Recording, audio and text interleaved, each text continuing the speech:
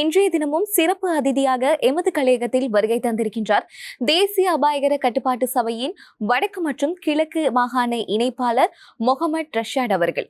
வணக்கம். வணக்கம். எங்களுடைய அழைப்பை ஏற்று கலையகத்திற்கு வருகை தந்தமைக்கு பெரிதும் மகிழ்ச்சி. முதல் கேள்வியா பாத்தீங்க அப்படின்னு சொன்னா, ஜூன் 26 போதைப் பொருள் கட்டுப்பாடு தினம் வருகின்றது. இது சம்பந்தமா தான் நிறைய விடயங்கள் நாங்க இன்றைய தினம் கலந்துரையாட உள்ளோம் இல்லையா? சோ இதை பத்தின உங்களோட கருத்து என்ன? நிச்சயமாக இலங்கையை பொறுத்தவரையிலே உண்மையாக இன்று வரைக்கும் இருக்கக்கூடிய ஒஃபிஷியலான தரவுகளை எடுத்துக்கொண்டால் 2019 ஆண்டு தான் இறுதியாக போதைப்பொருள் பயன்பாட்டாளர்கள் தொடர்பான ஒரு கணக்கெடுப்பு செய்யப்பட்டிருக்கிறது. அதன் பின்னர் வெளியிடப்பட்ட ஒஃபிஷியலான கணக்கெடுப்புகள் இல்லாத ஒரு காரணம் இருக்கிறது. அந்த ஒஃபிஷியலான கணக்கெடுப்பிலே கிட்டத்தட்ட இலங்கையில் 500,000 பேர், அதாவது 5 லட்சம் பேர் போதைப்பொருளுக்கு சட்டவிரோத போதைப்பொருள் பயன்பாட்டாளர்களாக அடையாளப்படுத்தப்பட்டிருந்தார்கள். இருப்பினும் கொரோனா, அதற்கு பின்னர் ஏற்பட்ட சில பிரச்சனைகள், இவ்வாறான விடயங்கள் தொடர்பாக நாங்கள் பார்க்கும்போது இந்த அளவிலே வித்தியாசங்கள் ஏற்பட்டிருக்கிறது என்ற விடயத்தை நாங்கள் காணக்கூடியதாக இருக்கிறது. நாளுக்கு நாள் எங்களுக்கு ரிப்போர்ட் ஆகக்கூடிய, எங்களுக்கு அறிக்கையிடப்படக்கூடிய பாவனையாளர்கள் அல்லது எங்களிடம் ஒரு அரச நிறுவனமாக உதவி தேடி வரக்கூடிய பாவனையாளர்களின் எண்ணிக்கைகளிலே அதிகரிப்பு காணப்படுகிறது. எனவே இந்த அதிகரிப்புகளை நோக்கும்போது நிச்சயமாக இதிலே ஒரு அதிகரிப்பு ஏற்பட்டிருக்கிறது என்ற விடயத்தை நாங்கள் காணக்கூடியதாக இருந்தாலும், சரியாக இந்த அளவு அதிகரித்திருக்கிறது என்பதை எங்களால் குறிப்பிடுவதற்கு சற்று சிரமமான நிலைமை இருக்கிறது. காரணம், ஒரு அரசு நிறுவனமாக ஒரு உத்தியோகபூர்வமான முடிவுகள் இல்லாத ஒரு விடயத்தை நாங்கள் வெளியிட முடியாத ஒரு சந்தர்ப்பம் இருக்கிறது. இருப்பினும் கிட்டத்தட்ட முன்னர் நாங்கள் எடுத்த அந்த அளவீட்டை விட பெரும்பாலும் ஒரு 1 லட்சம் அல்லது 1.5 லட்சம் பேரின் பயன்பாட்டளவு அதிகரித்து இருக்கலாம் என்ற ஒரு அனுமானிக்கப்பட்டு இருக்கிறது. அது நிச்சயிக்கப்பட்ட தரவுகள் அல்ல. எனவே இந்த வருடம் தேசிய அபாயகர ஊடகங்கள் கட்டுப்பாட்டு சபையானது இலங்கையில் இருக்கக்கூடிய போதைப்பொருள் பயன்பாட்டர்கள் தொடர்பான ஒரு தரவு சேகரிப்பை நாடளாவிய ரீதியிலே செய்வதற்கு திட்டமிடப்பட்டிருக்கிறது. அந்த தரவுகள் சேகரிக்கப்பட்டு அதன் முடிவுகள் வெளிவரும் போதோ எங்களுக்கு சரியான அளவீட்டை நாங்கள் சொல்லக்கூடியதாக இருக்கும். இருப்பினும் இதில் மிக முக்கியமான இன்னொரு விடயத்தை நாங்கள் கருத்தில் கொள்ள வேண்டும். முன்னைய காலங்களோடு ஒப்பிட்டு பார்க்கும் போது அடிமையாக இருக்கக்கூடியவர்கள் பாவிக்கக்கூடிய போதைப் பொருட்களின் வகைகளிலே மாற்றங்கள் ஏற்பட்டிருக்கிறது. கடந்த 2 வாரங்களுக்கு முன்னர் இலங்கையிலே கைப்பற்றப்பட்ட மொத்த போதைப் பொருட்களின் எண்ணிக்கை தொடர்பாக, கைது செய்யப்பட்ட நபர்களின் எண்ணிக்கை தொடர்பான ஒரு அறிக்கை வெளியிடப்பட்டது. இந்த அறிக்கையை நாங்கள் பார்க்கும்போது பொதுவாக நாங்கள் இன்று பரவலாக கதைக்கக்கூடிய ஐஸ் என்று சொல்லக்கூடிய மெத்தம்பெட்டமின் என்ற போதைப்பொருள் தொடர்பாக கைது செய்யப்பட்டிருக்கக்கூடியவர்களின் எண்ணிக்கையானது கணிசமான அளவு கடந்த வருடத்தோடு ஒப்பிடும்போது அதிகரித்திருப்பதை நாங்கள் காணக்கூடியதாக இருக்கிறது. அதே போல ஹெரோயின் போன்ற போதைப் பொருட்களுக்காக வேண்டி கைது செய்யப்பட்டவர்களின் எண்ணிக்கையிலே பாரிய மாற்றங்கள் இல்லாமல் ஒரு குறிப்பிட்ட அளவு, அந்த குறிப்பிட்ட நபர்களின் எண்ணிக்கை அதே அளவுக்கு கிட்டத்தட்டவாக செல்வதை நாங்கள் காணக்கூடியதாக இருக்கிறது. அதே போல புதிதாக ஏற்படுத்தப்பட்ட சில சட்ட ஒழுங்குகள் காரணமாக மருத்துவர்கள் பரிந்துரை செய்யக்கூடிய மருந்துகள் போன்ற புதிய வகையாக துஷ்பிரயோகப்படுத்தப்படக்கூடிய போதைப் பொருட்கள் தொடர்பான கைதுகளும் அதிகரித்திருப்பதை நாங்கள் அந்த அறிக்கையிலே காணக்கூடியதாக இருக்கிறது. எனவே இவற்றை வைத்து போதைப்பொருள் பயன்பாட்டாளர்கள் பயன்படுத்தக்கூடிய போதைப் பொருட்களின் வகைகளிலே மாற்றங்கள் ஏற்படுத்தியிருக்கின்றது என்பதை தெளிவாக நாங்கள் சொல்லக்கூடிய சந்தர்ப்பம் இருக்கிறது. அதே போல இந்த சர்வதேச புகைத்தல் எதிர்ப்பு தினத்தை தொடர்பாக நாங்கள் பார்க்கும்போது இலங்கையை பொறுத்தவரையில் தற்போது புகைக்கக்கூடியவர்கள் அல்லது புகையிலை பயன்படுத்தக்கூடியவர்களின் எண்ணிக்கை குறைந்து கொண்டு செல்லக்கூடிய ஒரு நிலைமையை நாங்கள் அவதானிக்கக்கூடியதாக இருக்கிறது. 2019 ஆண்டு 2.5 மில்லியன் என்று கணக்கிடப்பட்ட புகையிலை பயன்பாட்டாளர்களின் எண்ணிக்கை இப்போது கிட்டத்தட்ட 1.6 மில்லியன் வரை குறைந்திருக்கிறது. அதாவது கிட்டத்தட்ட 0.9 மில்லியன், அதாவது 9 லட்சம் பேர் பயன்பாட்டாளர்கள் குறைவடைந்திருக்கிறார்கள் என்ற ஒரு விடயத்தை இன்று நாங்கள் பார்க்கக்கூடியதாக இருக்கிறது. குறிப்பாக சொல்ல போனா இப்போ அந்த 15 வயது உடையவர்கள் இந்த போதை பொருட்களுக்கு அடிமையாகிறாங்க தானே. அப்போ அவங்களோட உடல்ல ஏற்படக்கூடிய அறிகுறிகள் என்ன? இப்போ பேரண்ட்ஸா எப்படி இந்த பிள்ளை போதை பொருளுக்கு அடிமையாகி இருக்காங்க, ஆரம்ப கட்ட அந்த பரிசோதனைகள் இருக்கும் தானே, ஃபேஸ்ல தேடி படுற பரிசோதனைகளா இருக்கட்டும், இல்லாட்டினா அறிகுறிகளா இருக்கட்டும், அந்த வாந்தி எடுக்கிறது, இந்த மாதிரியான விடயங்கள் எல்லாம் இருக்கும் தானே, அதை பற்றி சொல்ல முடியுமா?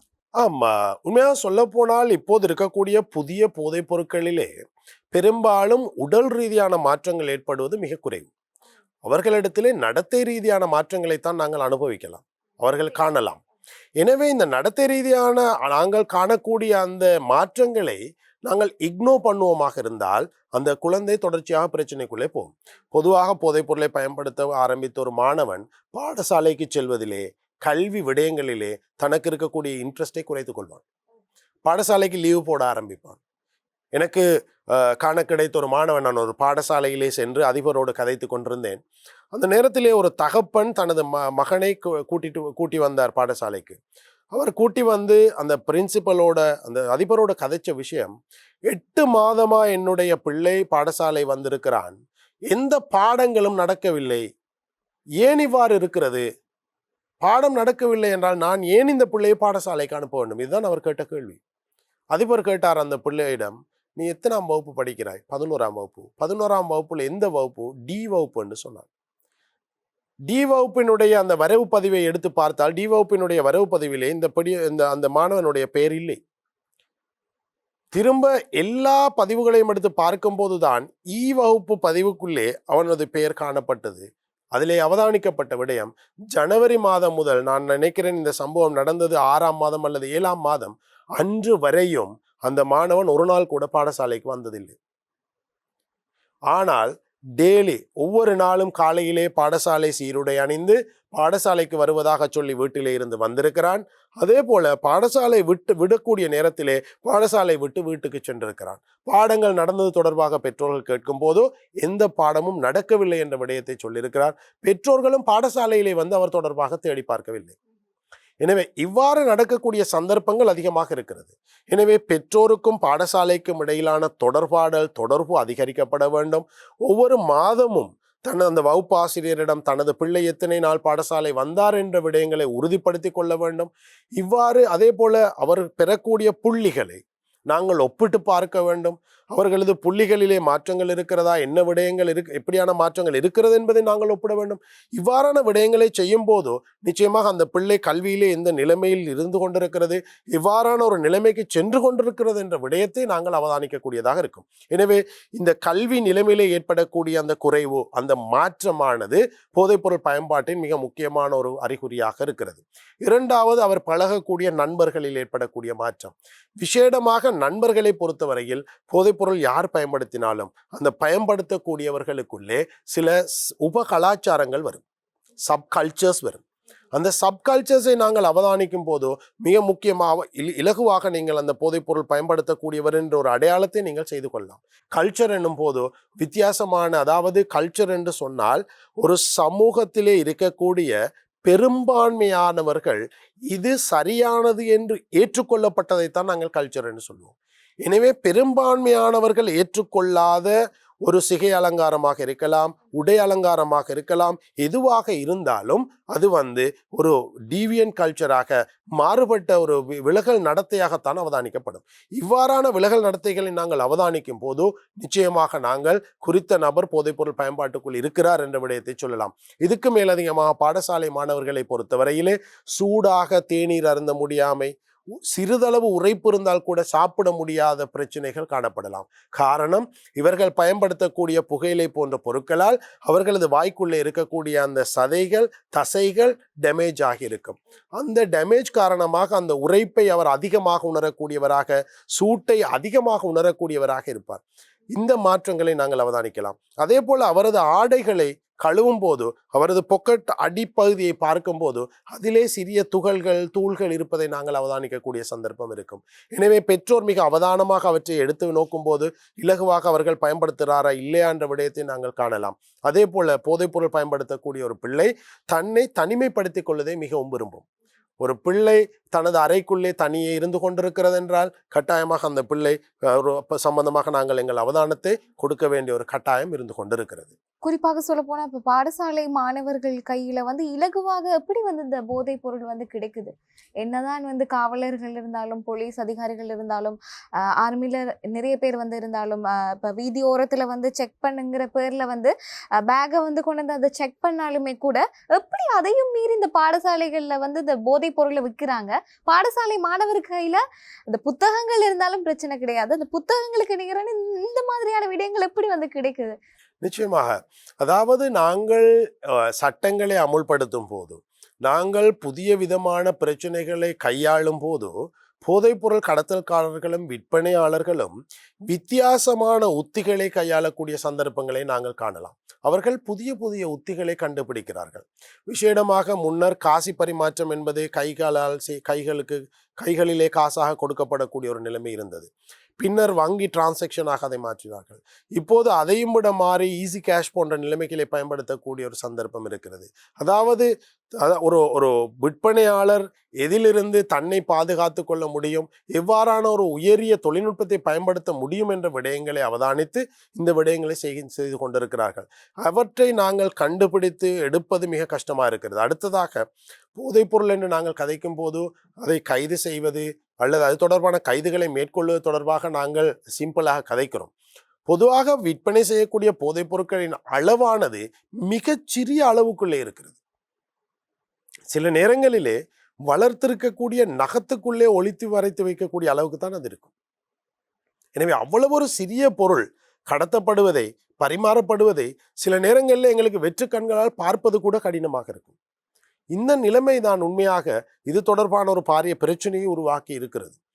எனவே இது தொடர்பாக புதிய தொழில்நுட்பங்கள் இலங்கையிலே இல்லாத ஒரு நிலைமை காணப்படுகிறது. இன்னும் நாங்கள் சில நேரங்களிலே கனல் டிவிஷன் நாய், மோப்பு நாய் போன்ற விடயங்களை பயன்படுத்துகிறோம். ஆனால் வெளிநாடுகளிலே இன்று அதை விடையும் தாண்டி அவற்றை ஒரு ஸ்வெப் டெஸ்டிங் செய்யக்கூடிய மாதிரி அந்த குறிப்பிட்ட ஒரு பேக்காக இருக்கலாம், ஆடையாக இருக்கலாம், பணமாக இருக்கலாம், அதிலே போதைப் பொருட்கள் பட்டிருந்தால் படிந்திருந்தால் ஒரு சிறிய ஒரு பேப்பர் மாதிரியான ஒரு விஷயத்தை அதிலே ஸ்வெப் செய்து மெஷினிலே வைக்கும் போது அது என்ன போதைப் பொருள் எந்த அளவு இருக்கிறது என்பதை எல்லாம் அடையாளம் காணக்கூடிய அளவுக்கு தொழில்நுட்பம் வளர்ந்திருக்கிறது.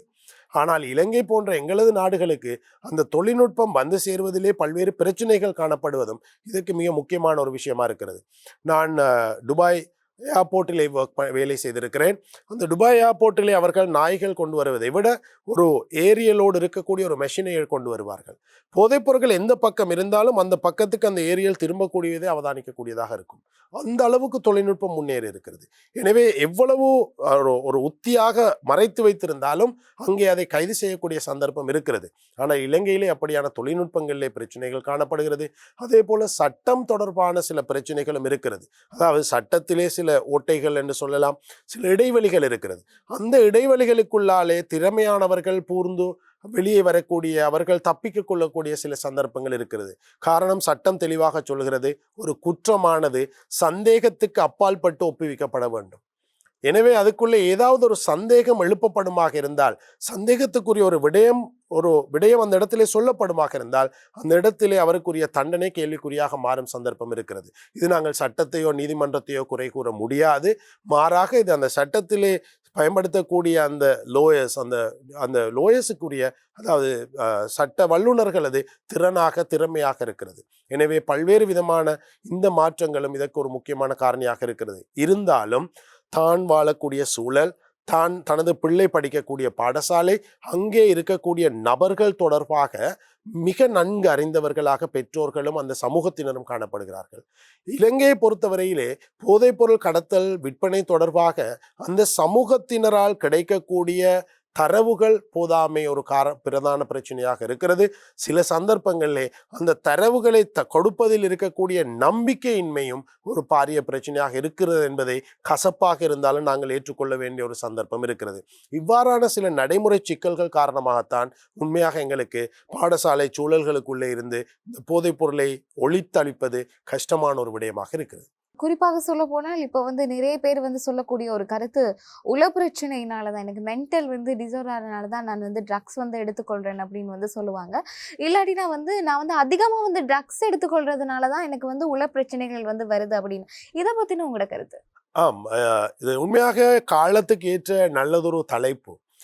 எங்கள் இலங்கை போன்ற நாடுகளை பொறுத்தவரையில் உடல் சுகாதாரத்துக்கு நாங்கள் செலுத்தக்கூடிய முக்கியத்துவத்தில் 100% கூட உளநலத்துக்கு நாங்கள் செலுத்துவதில்லை. 3 நாட்கள் எனக்கு தூக்கம் போகவில்லை என்று வைத்தியரிடம் சென்ற யாரையும் நான் காணவில்லை. 4 நாட்களாக ஒரு விடயத்தை சிந்தித்துக் கொண்டிருக்கிறேன், அந்த சிந்தனை எனது தலைக்கு பாரமாக இருக்கிறது என்று வைத்தியரிடம் போன யாரையும் நான் காணவில்லை.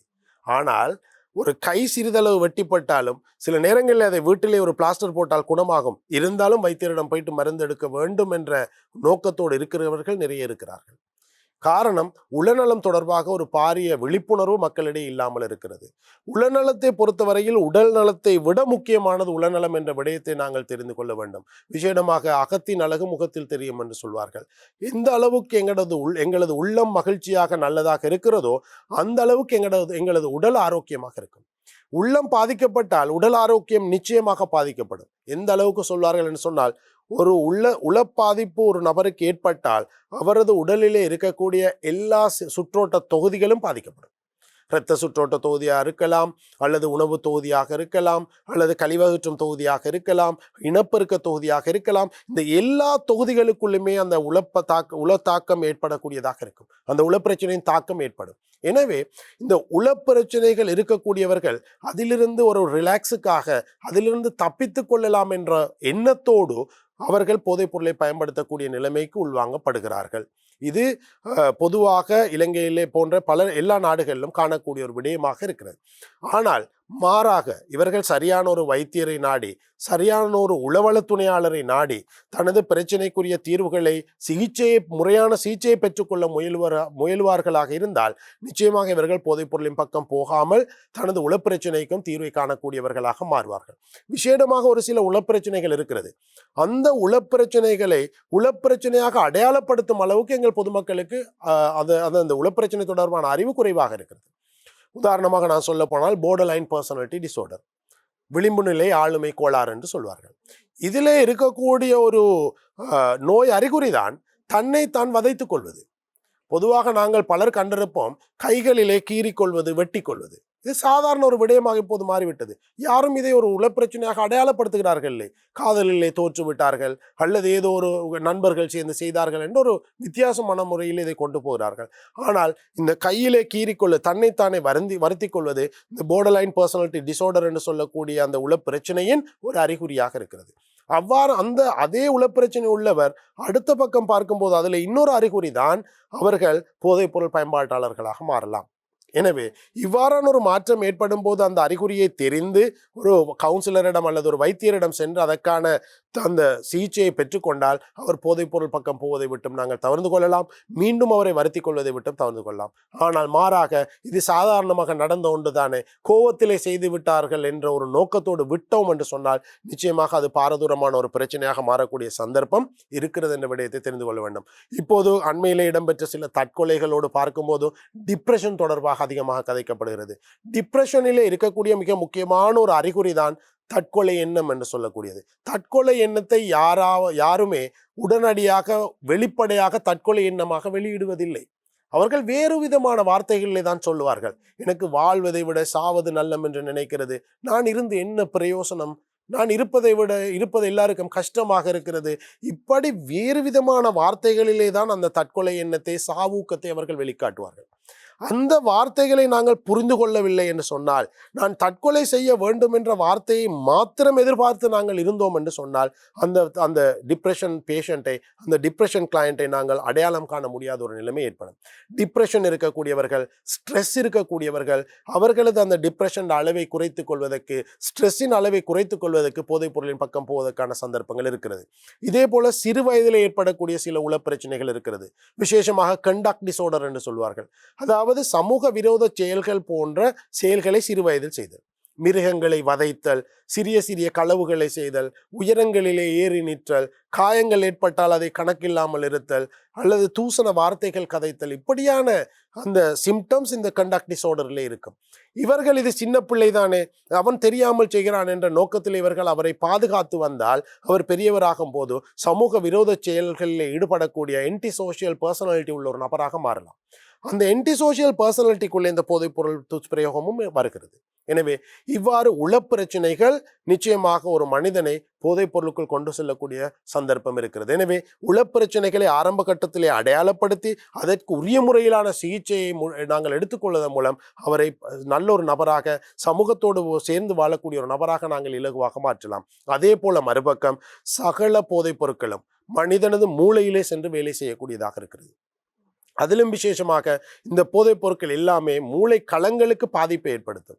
மூளைக்களங்கள் பாதிக்கப்படும் போதோ, நரம்பு களங்கள் பாதிக்கப்படும் போதோ மனிதன் உளப்பிரச்சனைக்கு உட்படுவான். பொதுவாக மதுசாரம் அல்லது கஞ்சா போன்ற போதைப் பொருட்களை பயன்படுத்தக்கூடியவர்களுக்கு பாலியல் சம்பந்தமான பிரச்சனைகள் ஏற்படும் என்று சொல்கிறார்கள். அதாவது பாலியல் விலகல் நடத்தைகள் இதிலே வரும் எக்ஸிபிஷனிசம் என்று சொல்வார்கள். அதாவது தனது பாலுறுப்புகளை ஏனையவர்களுக்கு காட்டுவதன் மூலம் இன்பமடைதல், அல்லது வாயரிசம் என்று சொல்வார்கள். ஒளிந்திருந்து அடுத்தவர்களது சில செயல்பாடுகள், பெண்கள் குளிப்பது, பெண்கள் ஆடை மாற்றுவது போன்ற விடயங்களை பார்த்திருத்தல், சில சந்தர்ப்பங்களில் பெண்களது உள்ளாடைகளை களவாடக்கூடியவர்களாக இருப்பார்கள். இவ்வாறு பாலியல் விலகல் நடத்தை உடைய ஒரு நிலைமை அவர்களுக்குள்ளே உருவாகக்கூடிய சந்தர்ப்பம் இருக்கிறது. இதே போல பல்வேறு விதமான உளப்பிரச்சனைகள், உள நோய்கள் கூட ஏற்படலாம். அதாவது சீசோஃபேனியா என்று சொல்வார்கள், அதாவது உளப்பிளவு நோய் என்று சொல்வார்கள். அதுக்கு தமிழிலே அது ஒரு மனிதனது உள்ளத்தில் ஏற்படக்கூடிய புற்றுநோயாக இதை வர்ணிப்பார்கள். அவர்களுக்கு தான் என்ன செய்கிறேன் என்ற விடயம் கூட தெரியாத ஒரு நிலைமை. அதே போல ஹெலூசினேஷன், டிலூஷன் என்று சொல்லக்கூடிய சைக்கோசிஸ் தன்மைகள் அவர்களிடம் காணப்படும். இந்த நோய்க்கு உட்படக்கூடிய நிலைமை போதைப்பொருள் பயன்படுத்தப்படக்கூடியவர்களுக்கு இருக்கிறது. விசேஷமாக ஐஸ் என்ற போதைப்பொருள், மெத்தம்பெட்டமின் போதைப்பொருளை பயன்படுத்தக்கூடியவர்களுக்கு லைஃப் லாங் டிப்ரெஷன் ஏற்படக்கூடிய சந்தர்ப்பம் இருக்கிறது. எப்போதுமே ஒரு போதைப் பொருளை பயன்படுத்தும் போது அவரது உடலிலே ஏற்படக்கூடிய மாற்றத்துக்கு நேர் எதிரான மாற்றம் அந்த போதைப் பொருளை நிறுத்தியதன் பின்னர் அவருக்கு ஏற்படும். ஐஸ் என்பது ஒரு ஸ்டிமியுலண்ட், ஒரு ஊக்கியாக இருக்கிறது.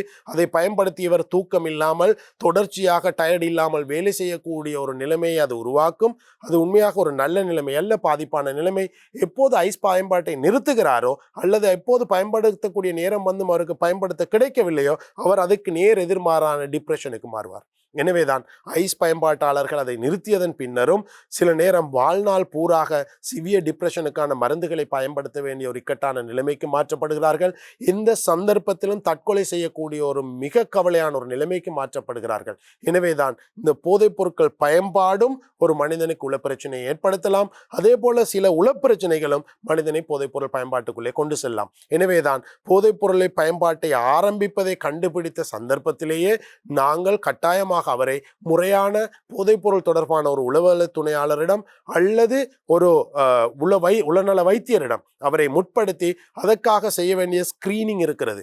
அந்த முறையாக அந்த ஸ்கிரீனிங்கை செய்யும் போது எங்களுக்கு இது தொடர்பான நிறைய விடயங்களை காணக்கூடிய சந்தர்ப்பம், அவர்களை அடையாளம் கண்டுபிடித்து அவர்களுக்கு சிகிச்சை அளிக்கக்கூடிய சந்தர்ப்பம் எங்களுக்கு கிடைக்கும். அது மாத்திரமல்ல, இப்போ ஒரு 10 வருடங்கள் இல்லாட்டினா 11 வருடங்கள் அதிகமான வருடங்கள் போதைப் பொருளை எடுத்துக்கொள்றாங்க அப்படின்னா, அவங்களுக்கு ஏற்படக்கூடிய இந்த உடல் நலம், அது உளரீதியான பிரச்சனைகள் என்ன, அதிலிருந்து எப்படி மீண்டு வருவது? நிச்சயமாக பொதுவாக போதைப்பொருள் பயன்படுத்தக்கூடியவர்களுக்கு உடல் பிரச்சனைகள் அதிகமாக இருக்கிறது. ஆனால் நபருக்கு நபர் அந்த உடல் பிரச்சனைகள் வெளிப்படக்கூடிய காலையிலே வித்தியாசப்படுகிறது. ஒரு சிலருக்கு 6 மாதம் பயன்படுத்தும் போதே உடல் பிரச்சனைகள் ஆரம்பித்துவிடும். ஒரு சிலர் 10 வருடம் பயன்படுத்திய பின்னர் தான் அந்த உடல் பிரச்சனைகள் ஏற்படக்கூடியதாக இருக்கும். அது அவர்களது உடலின் தன்மை, அவர்களது ஜீன், அதாவது அவர்கள் கொண்டு வந்த அந்த பரம்பரை அழகுகள் போன்ற விடயங்களோடு தொடர்பட்டதாக இருக்கும். இன்னும் ஒரு சிலர் இருப்பார்கள், மிக குறைந்த அளவிலானவர்கள் பயன்படுத்தியிருப்பார்கள், அவர்களுக்கு உடலிலே பாதிப்பே வந்திருக்காது. எனது கிட்டத்தட்ட கடந்த 12 வருட கால இந்த போதைப் பொருள் சிகிச்சையிலே நான் ஒரே ஒரு நபரை அவ்வாறு கண்டிருக்கிறேன். 58 வயது, கிட்டத்தட்ட 30 வருடத்துக்கு கிட்ட அவர் போதைப்பொருள் பயன்படுத்தி இருந்தாலும் அவரது உடல் தொடர்பாக எந்த பிரச்சனையும் அவருக்கு இருக்கவில்லை. ஒரே ஒரு 12 வருடத்துக்கு ஒரு நபர். எனவே அந்த ஒரு நபரை வைத்து எங்களுக்கு உடல் பிரச்சனை வராது என்று யாரும் சொல்ல முடியாது. இது ஒரு மிக ஒரு கஷ்டமான ஒரு அபூர்வமான நிலைமை என்றுதான் நான் சொல்ல வேண்டும். ஆனால் இந்த 12 வருடத்துக்குள்ளே ஆயிரக்கணக்கான பேரை நான் கண்டிருக்கிறேன் பல்வேறுபட்ட உடல் பிரச்சனைகளோடு. அதிலும் விசேடமாக நாங்கள் அவதானிக்க வேண்டும், எங்களது ஈரல் மிக முக்கியமான ஒரு உறுப்பு. இப்போது இருக்கக்கூடிய நவீன போதைப் பொருட்கள் பயன்படுத்தும் போது இவை சிந்தட்டிக், செயற்கையான போதைப் பொருட்கள், இவை ஈரலை நேரடியாக சென்று பாதிக்கக்கூடியதாக இருக்கிறது. ஈரல் என்பது எங்கள் உடம்பில் இருக்கும் கெமிக்கல் ஃபேக்டரி, ரசாயன ஒரு உற்பத்தி செய்யக்கூடிய இடம். அந்த இடத்திலே தான் ரசாயன மாற்றங்கள் இடம்பெறுகிறது. சாதாரணமாக ஒரு போதைப் பொருளை நாங்கள் எடுத்தால் அதனுடைய அந்த மாற்றங்கள், அதாவது கேட்டபாலிசம், மெட்டபாலிசம் என்று சொல்வார்கள், இந்த மாற்றங்கள் இடம்பெறக்கூடிய இடமாக ஈரல் இருக்கிறது. அதே போல ஈரல் அந்த விடயங்களை ஸ்டோர் பண்ணி வைக்கும். தேவையான போது தேவையானவற்றை மட்டும்தான் ரிலீஸ் பண்ணும். இவ்வாறான ஒரு கட்டுப்பாடான ஒரு நிலைமையாக இருக்கிறது. எனவே அதிக அளவு போதைப் பொருட்களை உட்கொள்ளும் போது, அதிலும் விசேடமாக சில மருந்துகள் போன்ற விடயங்கள், வைத்தியர் சிகிச்சைக்காக பயன்படுத்தக்கூடிய மருந்துகளை ஓவர்டோஸ் பண்றது என்று சொல்வார்கள். அதாவது அதிகமாக எடுத்துக்கொள்ளல், வழமைக்கு மாறாக வைத்தியரின் பரிந்துரைக்கு மேலதிகமாக எடுத்துக்கொள்ள இந்த மாதிரியான விடயங்கள் எல்லாமே அவனது ஈரலை பாதிக்கக்கூடியதாக இருக்கிறது. ஈரலை பொறுத்தவரையிலே ஈரலை வர்ணிப்பதற்கு ஒரு வார்த்தையை பயன்படுத்துவார்கள், சைலண்ட் ஓகன். சைலண்ட் ஓகன் அது எப்போதுமே சைலண்டாகத்தான் இருக்கும். கெட்டு, அதாவது மொத்தமாக 100% கெட்டு போனதன் பின்னர் தான் அதனுடைய சிம்டம்ஸ் வெளிக்காட்டப்படக்கூடியதாக இருக்கும். எனவே யாருமே நாங்கள் வீரம் கதைக்க முடியாது, எனக்கு ஒன்றும் ஏற்படவில்லை என்று. காரணம், எங்கள் உடம்புக்குள்ளே உள்ள உறுப்புகளில் என்ன மாற்றம் ஏற்பட்டிருக்கிறது என்பதை வெற்று கண்களால் எங்களுக்கு பார்க்க முடியாது. எனவே ஈரல் பொறுத்தவரையில் எப்போது அது மொத்தமாக கெட்டு போகிறதோ அப்போதுதான் அது அதனுடைய சிம்டம்ஸை, அந்த நோய் அறிகுறிகளை வெளிப்படுத்தும். அதற்கு பின்னர் ஈரல் மாற்று சத்திர சிகிச்சையை தவிர வேறு எந்த ஆப்ஷன்ஸும் இல்லை. எனவே மனிதன் உயிர் வாழ்வதற்கான சந்தர்ப்பம் மிக குறைவாக இருக்கிறது. இந்த மாற்றங்கள் குறுகிய காலத்துக்குள்ளோ நீண்ட காலத்துக்குள்ளோ நிச்சயமாக ஏற்படுத்தப்படத்தான் போகிறது. அதே போல உளப்பிரச்சனைகளும் அப்படித்தான். குறுகிய காலத்துக்குள்ளோ நீண்ட காலத்துக்குள்ளோ போதைப் பொருளை பயன்படுத்தும் போது நிச்சயமாக இந்த உளப்பிரச்சனைகள் அவர்களுக்கு ஏற்படும். இது மாத்திரமல்ல, இதோடு சேர்ந்ததாக சமூகம், பொருளாதாரம் தொடர்பான அதிக பிரச்சனைகளும் ஏற்படுவதற்கான சந்தர்ப்பங்கள் காணப்படுகிறது. அது மாத்திரமில்லை, இப்போ ஐஸ் போதைப் பொருளை ஒருவர் எடுத்துக்கொள்றாங்க, ரெகுலரா எடுத்துக்கொள்றாங்க அப்படின்னா இந்த உடல் ரீதியான மாற்றங்கள்ல முன்னுதாரணமாக விளங்குகிறது இந்த வெயிட் லாஸ் ஆகுறது. அவங்க இந்த கழுத்துகள்ல எலும்புகள் தெரியுது, அவங்களோட கன்னங்கள் எல்லாம் சுருங்கி இருக்கும், ஒரு மாதிரி கருமை நிறம் அடைந்த மாதிரி இருப்பாங்க. இது உண்மையான ஒரு கருத்தா? ஐஸ் போதைப் பொருளை பாவிக்கிற ஒருத்தர், அதிகமா பாவிக்கிற ஒருத்தருக்கு இந்த மாதிரியான நிகழ்வுகள் ஏற்படுமா? ஐஸ் போதைப் பொருளை பயன்படுத்துபவர்கள் உடல் மெலிவடைதல் அல்லது வழமைக்கு மாறான வேகமான ஒரு வெயிட் லாஸ் என்று சொல்லக்கூடிய விஷயம் கட்டாயம் நடக்கக்கூடிய ஒன்று. ஆனால் இதை, அந்த போதைப் பொருளை விளம்பரப்படுத்துவதற்கான ஒரு விடயமாக இப்போது பயன்படுத்தி கொண்டிருக்கிறார்கள். விசேஷமாக பெண்கள். எங்களது பெண்கள் எப்போதுமே ஸ்லிம்மாக இருக்க வேண்டும் என்று விருப்பமுடையவர்கள். அவர்கள் அந்த ஸ்லிம் ஆவதற்கு உதவும், ஸ்லிம் ஆவதற்கான ஒரு நல்ல ஒரு மருந்து என்று இந்த ஐஸ் போதைப் பொருளை பெண்களுக்கு இப்போது அறிமுகப்படுத்தக்கூடிய ஒரு இக்கட்டான நிலைமை ஏற்பட்டிருக்கிறது. நிச்சயமாக அது ஒரு ஆரோக்கியமான வெயிட் லாஸ் அல்ல.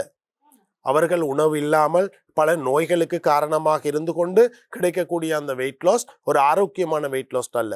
ஒரு மனிதனுக்கு வெயிட் லாஸ் பண்ண வேண்டுமாக இருந்தால், மனிதன் தனது எடையை குறைத்து கொள்ள வேண்டுமாக இருந்தால், அதற்காக பல்வேறு ப்ரொஃபஷனல்ஸ் இருக்கிறார்கள், டயட்டீஷியன்ஸ் இருக்கிறார்கள், பல்வேறு டயட் சிஸ்டம்ஸ் இருக்கிறது. அவர்களை நாடி முறையாக அவர்களிடமிருந்து ஒரு பிளான் எடுத்து அதிலிருந்து அவர்கள் அதை பெற்றுக்கொள்ளக்கூடிய சந்தர்ப்பம் இருக்கிறது. ஆனால் இப்போது இந்த வெயிட் லாஸ் ஆகக்கூடிய விடயத்தை இந்த காரணத்துக்காக ப்ரொமோட் பண்ற ஒரு பிரச்சனை ஒன்று இருக்கிறது. நிச்சயமாக நாங்கள் அவரிடம் ஒரு ஐஸ் போதைப் பொருளை பயன்படுத்தக்கூடிய ஒருவரிடம் அவரது உடல் எடையிலே ஏற்படக்கூடிய மாற்றத்தை அவதானிக்கக்கூடியதாக இருக்கும். குறிப்பாக சொல்ல போனால், இப்போ போதைப் பொருள் பாவனையை நிறுத்தி கொள்ள வேண்டும், நான் மறுபடியும் ஒரு நல்ல மனிதனாக சமூகத்தில் இருக்க வேண்டும் அப்படிங்கிற ஒரு முடிவு எடுத்த ஒருவருக்கு உடல் ரீதியான உள ரீதியான மேற்கொள்ளப்பட வேண்டிய நடவடிக்கைகள் என்னன்னு சொல்ல முடியுமா? ஆமா, மிகவும் நல்ல ஒரு கேள்வி. இன்றைக்கு நிறைய பேர் இலங்கையிலே இந்த பிரச்சனையை விட்டும் நான் வெளிவர வேண்டும், அதை விட்டும் விடுபட வேண்டும் என்ற ஒரு எண்ணத்தோடு இருக்கிறார்கள். இருந்தாலும் அவர்களுக்கு எங்கு செல்ல வேண்டும், எங்கு உதவி பெறலாம், நான் என்ன செய்ய வேண்டும் என்ற விடயம் தெரியாததாக இருக்கிறது. எனவேதான் அவர்கள் தொடர்ந்தும் அந்த போதைப்பொருள் பயன்பாட்டுக்குள்ளே இருந்து கொண்டிருக்கிறார்கள்.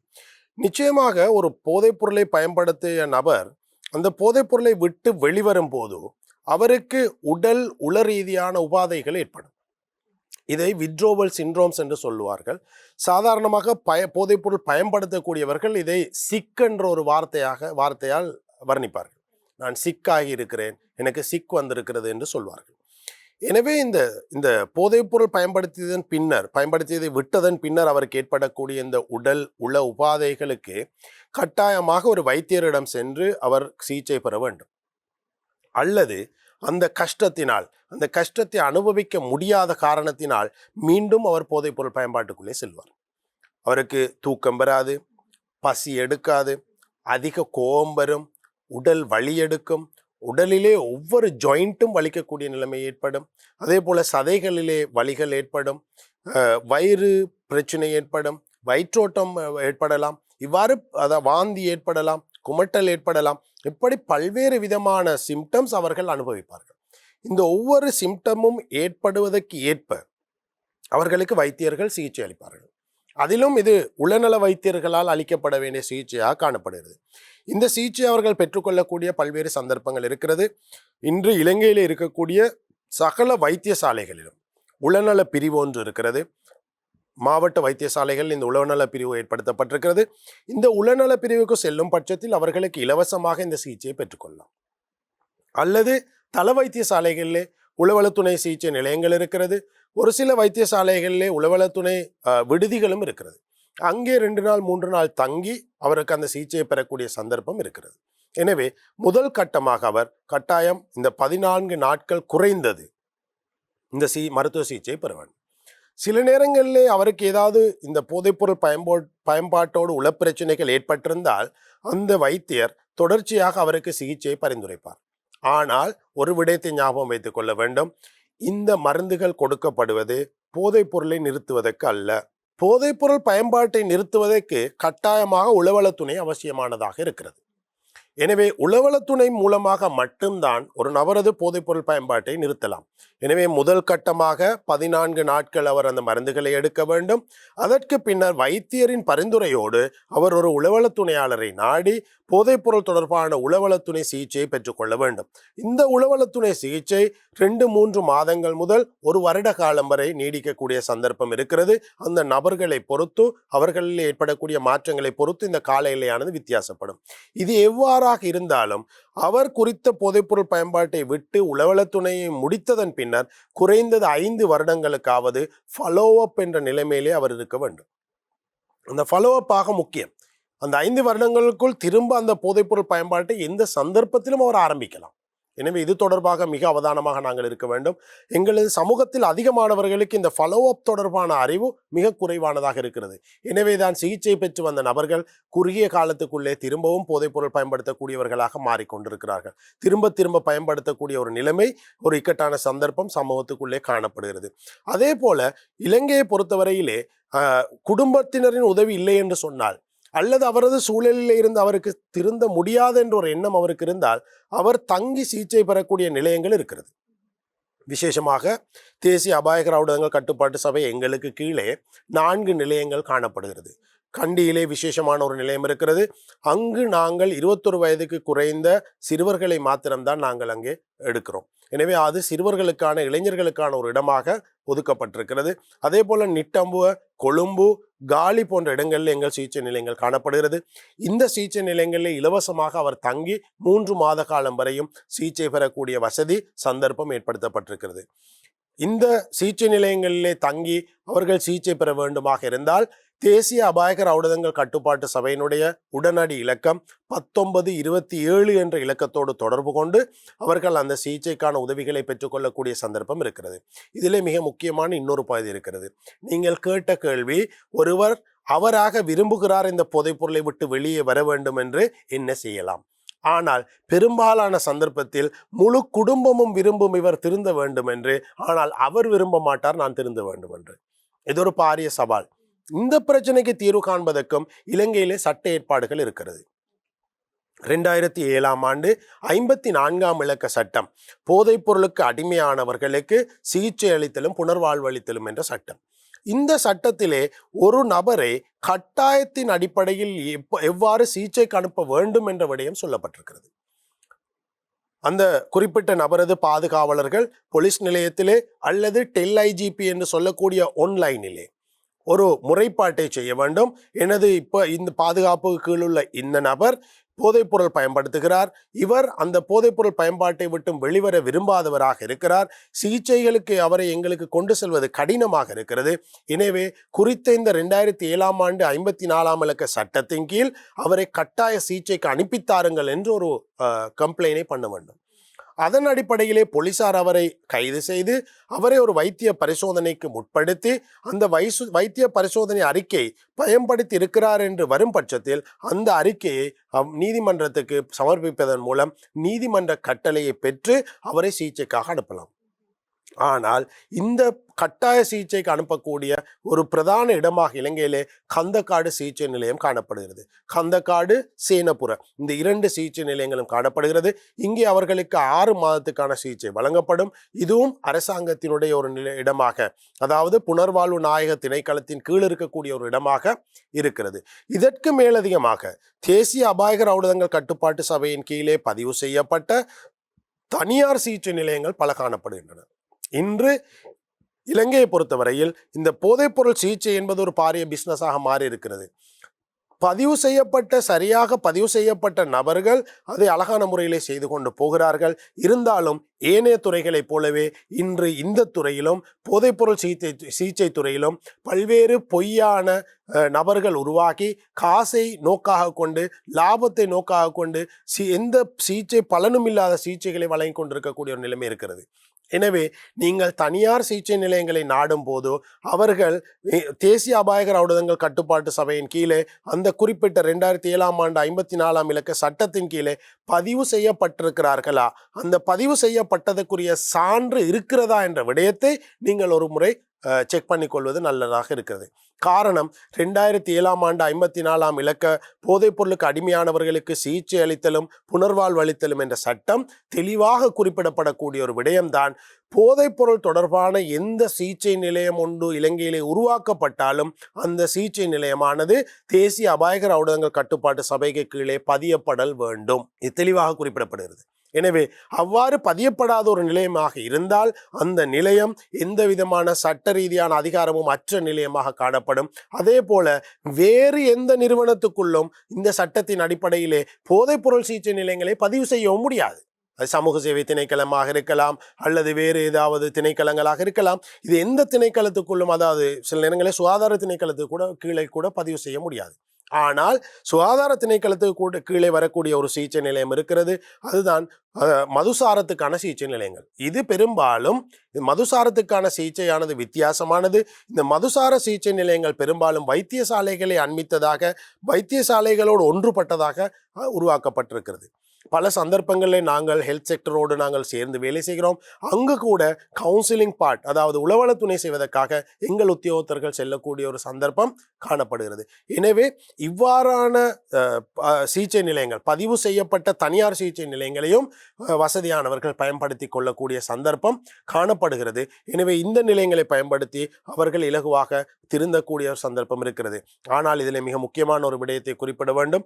உலகத்திலே இன்று மிக சக்சஸ்ஃபுல்லான, மிக நல்ல சிகிச்சை முறையாக சொல்லப்படக்கூடிய சிகிச்சை முறை, அவர் வாழக்கூடிய, பயன்பாட்டாளர் வாழக்கூடிய அந்த சமூகத்துக்குள்ளேயே வைத்து, அந்த சூழலிலேயே வைத்து அவரை திருத்தி எடுப்பது. அவர் அதே சூழலில் இருந்து திருந்தும் போது நிச்சயமாக அவரது அந்த திருந்திய முறையிலே நீண்ட காலம் அவர் பயணிக்கக்கூடிய ஒரு தன்மை காணப்படும். சஸ்டைனபிலிட்டி ஒன்று இருக்கும். காரணம், அவர் அன்றாடம் முகம் கொடுக்கக்கூடிய சவால்களுக்கு முகம் கொடுத்தவராக திருந்துகிறார். எனவே அதற்கு பின்னும் அந்த சவால்களுக்கு முகம் கொடுக்கும் திறன், திறமை, சக்தி அவருக்கு இருக்கும். எனவே இயன்ற அளவுக்கு நாங்கள் முயற்சிப்பது அவரை அந்த சமூகத்துக்குள்ளே வைத்து திருத்த.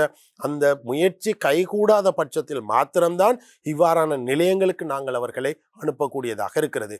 ஏனென்று சொன்னால், இலங்கையை பொறுத்தவரையில் ஒரு வருடத்துக்கு இவ்வாறான சிகிச்சை நிலையங்கள் மூலமாக சிகிச்சை அளிக்கக்கூடியவர்களின் எண்ணிக்கையானது கிட்டத்தட்ட 3500க்கும் 4000க்கும் இடைப்பட்டதாகத்தான் இருக்கிறது. எனவே அந்த சிகிச்சை நிலையங்களில் இருக்கக்கூடிய இடம் மிக குறைவாக இருக்கிறது. காரணம், எல்லோரையும் நாங்கள் சிகிச்சை நிலையத்துக்குள்ளே எடுக்க நாங்கள் முயற்சிப்பதில்லை. உதவிகள் இல்லாதவர்களை மாத்திரம்தான் அந்த இடத்துக்கு நாங்கள் எடுக்க முயற்சிக்கிறோம். நீங்க சொல்லியிருந்தீங்க, அதாவது சமூகத்தில் ஏற்படக்கூடிய இந்த மாற்றங்கள்னாலதான் ஒருவர் திருந்தக்கூடியதுக்கான சான்சஸ் அதிகமா இருக்கு அப்படின்னு. சமூகத்தில் ஏற்படக்கூடிய இந்த முக்கியமான பிரச்சனைகள் என்ன? இப்போ போதைப் பொருளுக்கு அடிமையாகிட்டாங்க அப்படின்னு சொன்னா சமூகத்தில் என்ன மாதிரியான விடயங்களை மேற்கொள்ளணும்? ஒரு சமூகம் போதை அடிமையானவர்களை எப்படி பார்க்கணும் அப்படின்னு நீங்க நினைக்கிறீங்க? ஆமா, முதலாவது விஷயம், நான் ஆரம்பத்திலேயே சொன்ன ஒரு விடயம், இந்த போதைப்பொருள் அடிமைத்தனம் பயன்பாடு என்று சொல்லக்கூடிய விஷயம் ஒரு நோய். இது ஒரு பழக்கம் அல்ல, இது ஒரு நோயாக மாறுகிறது. சாதாரணமாக ஆரம்பிக்கும் போது ஒரு பழக்கமாக ஆரம்பித்தாலும் அந்த அடிமைத்தனம் மூளை அதற்கு பழக்கப்படும் போது அது ஒரு நோயாக மாறுகிறது. எனவே சமூகமானது குறித்த அந்த நபரை ஒரு நோயாளியாக பார்க்க வேண்டும். அவரை ஒரு கெட்ட நடத்தை உள்ளவராக, அவரை ஒரு பிழையான நடத்தை உள்ளவராக பார்க்காமல் இவர் ஒரு நோய்க்குட்பட்டிருக்கிறார் என்ற நிலைமையிலே பார்க்கக்கூடிய சமூகமாக இருக்க வேண்டும். இரண்டாவது, அவருக்குரிய ஒரு வரவேற்பு, அவருக்குரிய ஒரு மரியாதை தன்மையானது அந்த சமூகமானது அவருக்கு கொடுக்க வேண்டும். அவரை ஒதுக்கி விடாமல், தள்ளி விடாமல், அவரை தணிக்க விடாமல், அவரை சமூகத்தோடு ஒன்றிணைத்து மத தாபனங்களோடு ஒன்றிணைத்ததாக அவரை திருத்துவதற்கான முயற்சியை நாங்கள் மேற்கொள்ள வேண்டும். எந்த அளவுக்கு போதைப்பொருள் பயன்படுத்தக்கூடிய ஒருவரை சமூகத்தை விட்டும் நாங்கள் தள்ளி வைக்கிறோமோ, சமூகத்தை விட்டும் நாங்கள் ஒதுக்குகிறோமோ, அந்த அளவுக்கு அவரது போதைப்பாவனை அதிகரித்து கொண்டு செல்லும் அல்லது நீண்ட காலத்துக்கு செல்லக்கூடிய சந்தர்ப்பம் இருக்கிறது.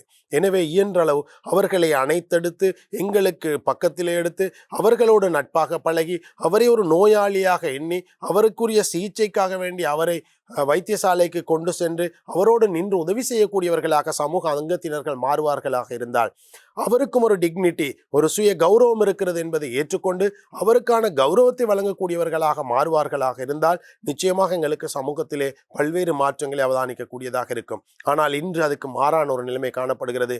போதைப்பொருள் பயன்படுத்துவர்கள் வீட்டை விட்டு ஒதுக்கப்பட்டு, சமூகத்தை விட்டு ஒதுக்கப்பட்டு, அவர்களுக்கு எந்த மதிப்பு அளிக்கப்படாத நிலைமையிலே இருக்கிறது.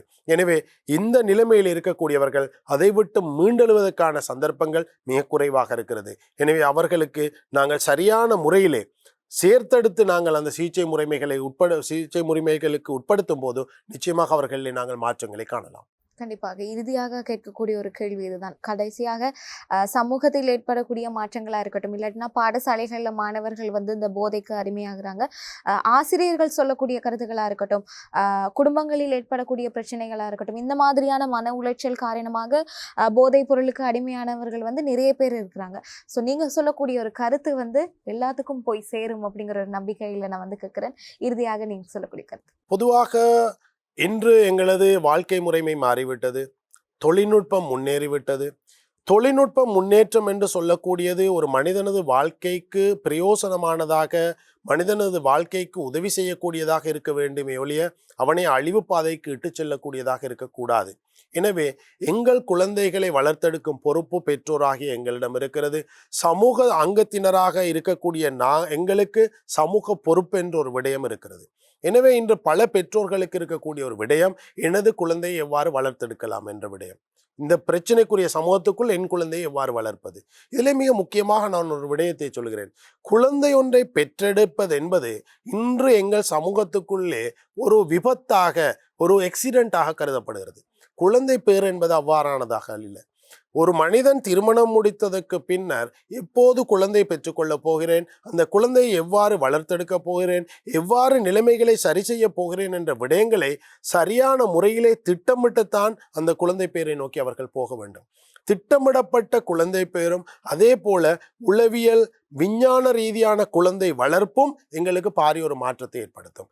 குழந்தைகளுக்கு இன்று குழந்தைகள் ஒரு மெஷின், இயந்திரம் போன்று மாற்றப்பட்டிருக்கிறார்கள். விசேஷமாக நாங்கள் சிறுவர் உரிமைகள் தொடர்பாக கதைக்கிறோம். விளையாட்டு என்பது சிறுவர்களுக்கு இருக்கக்கூடிய ஒரு அடிப்படை உரிமை. அந்த உரிமை இப்போது கொடுக்கப்படுவது மிக குறைவாக இருக்கிறது. டியூஷன் கிளாஸ் என்றும் பல்வேறு விதமான கல்விக்காக ஒதுக்கப்படக்கூடிய நேரம், அவர்களுக்கு அதுக்காக கொடுக்கப்படக்கூடிய ப்ரெஷர் இந்த இடத்துல விளையாட்டுக்கு அவர்களுக்கு நேரத்தை இல்லாமலாக்கக்கூடியதாக இருக்கிறது. விளையாடாத நபருக்கு தோல்வியை தாங்க முடியாது, தோல்வியை தாங்க முடியாத நபர் போதைப்பொருள் பயன்பாட்டுக்குள்ளேயும் ஏனைய பிரச்சனைகளுக்குள்ளேயும் சிக்கிறார். இவ்வாறு பல்வேறு விதமான மாற்றங்கள் ஏற்பட்டிருக்கக்கூடிய விஷயத்தை நாங்கள் காணலாம். எனவே உளவியல் ரீதியாக சரியான முறையிலே எவ்வாறு பெற்றோர் வளர்ப்பை செய்யலாம் என்ற விடயத்தை நாங்கள் கற்றுக்கொள்வதும், மதத்தாபனங்கள் அவர்கள் வெறுமனே அந்த கோயில்களை அல்லது பள்ளி வாயில்களை கட்டுவதையும் அதை அலங்கரிப்பதையும் விடுத்து சமூகத்தை அலங்கரிக்கக்கூடிய நிலையங்களாக, சமூகத்தை ஒரு கட்டுக்கோப்புக்குள் கொண்டு வரக்கூடிய இடங்களாக மாற்றப்படும் போது நிச்சயமாக சமூகத்திலே நாங்கள் ஒரு பாரிய மாற்றத்தை காணக்கூடிய சந்தர்ப்பம் கிடைக்கும் என்று நான் நினைக்கின்றேன். கண்டிப்பாக. ரொம்ப அழகா வந்து சொல்லியிருந்தீங்க. அதாவது ஒரு நல்ல கேள்வி நல்ல பதிலுக்கு கிடைக்கிற பரிசு அப்படின்னு கூட சொல்லுவாங்க. இன்றைய தினம் வந்து நீங்க பகிர்ந்து கொண்ட அனைத்து விடயங்களுமே வந்து இப்போ உள்ள காலகட்டத்தில் மாணவர்களாக இருக்கட்டும், இல்லாட்டினா சமூகத்தில் போற்றக்கூடிய நிறைய பேருக்கு வந்து ஒரு முன் உதாரணமாக இருக்கும். அதாவது போதைப் பொருள் பயன்பாட்டினால் ஏற்படக்கூடிய பிரச்சனைகளை வந்து சொல்லியிருந்தீங்க. அதற்கான தீர்வுகளை வந்து இவ்வளோ நேரம் வந்து கலந்துரையாடிருந்தீங்க. நான் கேட்ட கேள்வி எல்லாத்துக்குமே வந்து ரொம்ப அழகாகவும் நேர்த்தியாகவும் பயனுள்ளதாகவும் வந்து பதில் சொல்லியிருந்தீங்க. அதற்காக தமிழே வணக்கம் குழு சார்பாக மனமார்ந்த நன்றிகள். நன்றி. அதேபோல தேசிய அபாயகர ஊடகங்கள் கட்டுப்பாட்டு சபை சார்பாக ஆதவன் டிவிக்கு இந்த சந்தர்ப்பத்தை வழங்கியமைக்காக நானும் எனது நன்றிகளை தெரிவித்துக் கொள்கின்றேன். நன்றி.